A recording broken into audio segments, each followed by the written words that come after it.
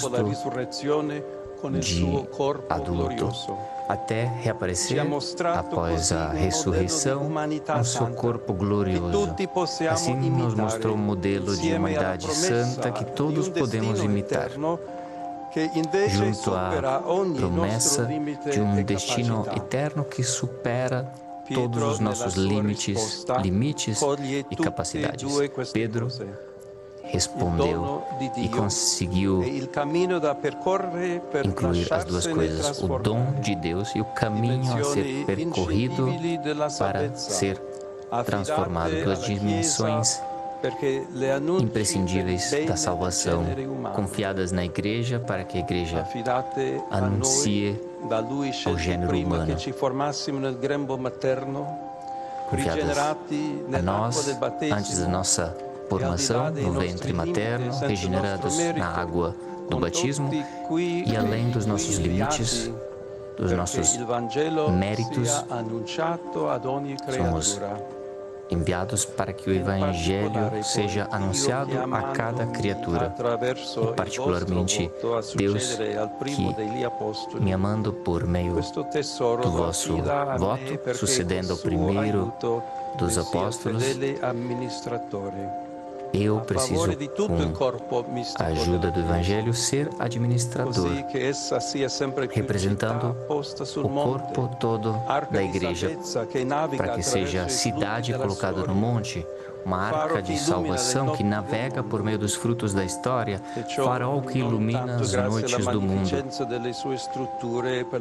Não é graças à magnificência das estruturas, a grandiosidade das construções, como os monumentos onde nos encontramos, mas sim por meio da santidade dos seus representantes, naquele povo de Deus que Ele conquistou para que proclame suas obras admiráveis.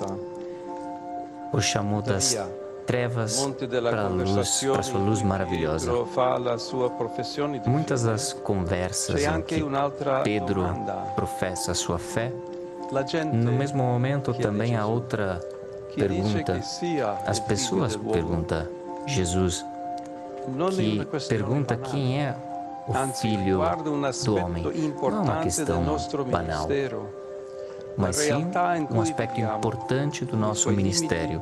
A realidade na qual vivemos, os seus limites e as suas potencialidades, as suas perguntas e as suas convicções.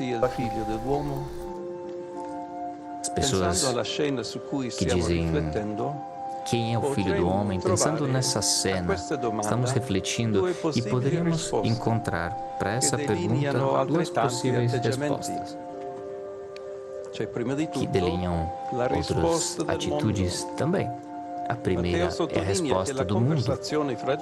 Mateus enfatiza que a conversa entre Jesus e os seus sobre a sua identidade acontece na linda cidade de Cesareia de Filipe, rica de palácios de luxo, num cenário natural encantado, mas também 7 círculos de poder cruéis e teatro de traições e infidelidades. Esta imagem nos fala sobre um mundo que considera Jesus uma pessoa totalmente sem importância, no máximo um personagem curioso que pode despertar maravilha com a sua maneira inhabitual de atuar. E assim, quando a presença dele virou importante pelas exigências morais que despertava, esse mundo não hesitará a rejeitá-lo e a eliminá-lo. Também há outra possível resposta à pergunta de Jesus, aquela das pessoas comuns. Para eles, o Nazareno não é um charlatão, é um homem corajoso, um homem que fala bem e fala coisas certas, como muitos outros profetas da história de Israel.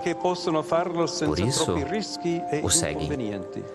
E eles podem fazê-lo sem muitos riscos. e dificuldades, mas ele é somente considerado um homem. Então, no momento do perigo, durante a paixão, eles também o abandonam e vão embora decepcionados. Muito marcante nessas atitudes, onde ideias se encarnam que poderíamos encontrar muito facilmente, talvez expressadas com uma linguagem diferente, mas idênticas na substância, na boca de muitos homens e mulheres do nosso tempo. Até hoje, não são poucos os contextos em que a fé cristã é considerada absurda por pessoas fracas ou pouco inteligentes, contextos nos quais é preferida a tecnologia, por exemplo, o sucesso, o dinheiro, o prazer. São ambientes onde não é fácil testemunhar e anunciar o Evangelho, e onde quem acredita é desprezado ou pelo menos aguentado,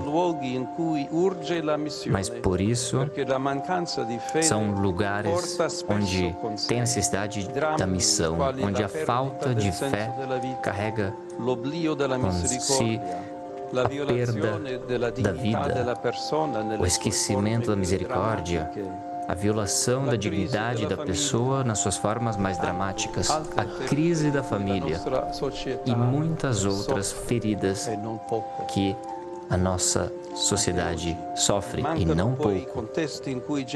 Hoje também não faltam contextos nos quais Jesus foi apreciado como homem e só reduzido a líder carismático ou super-homem. Isso não só entre os crentes, mas também entre batizados que acabam com viver nesse nível de ateísmo, de fato. Esse é o mundo que Ele nos entregou, no qual, como muitas vezes nos ensinou o Papa Francisco, somos chamados a testemunhar a fé alegre em Cristo Salvador. Então, nós também precisamos repetir: Tu és Cristo, Filho do Deus vivente. É essencial fazê-lo primeiramente no nosso relacionamento pessoal com Ele, no empenho de todo dia de conversão, mas também como igreja, vivendo junto o nosso pertencimento ao Senhor e levando a todos a boa notícia. Falo isso primeiramente por mim, como sucessor de Pedro. Enquanto começo esta missão de bispo da Igreja de Roma, chamada a presidir na caridade da Igreja Universal, segundo a célebre expressão de Santo Ignácio de Antioquia. Ele, conduzido a essa cidade, o lugar do seu iminente sacrifício, escrevia aos cristãos que estavam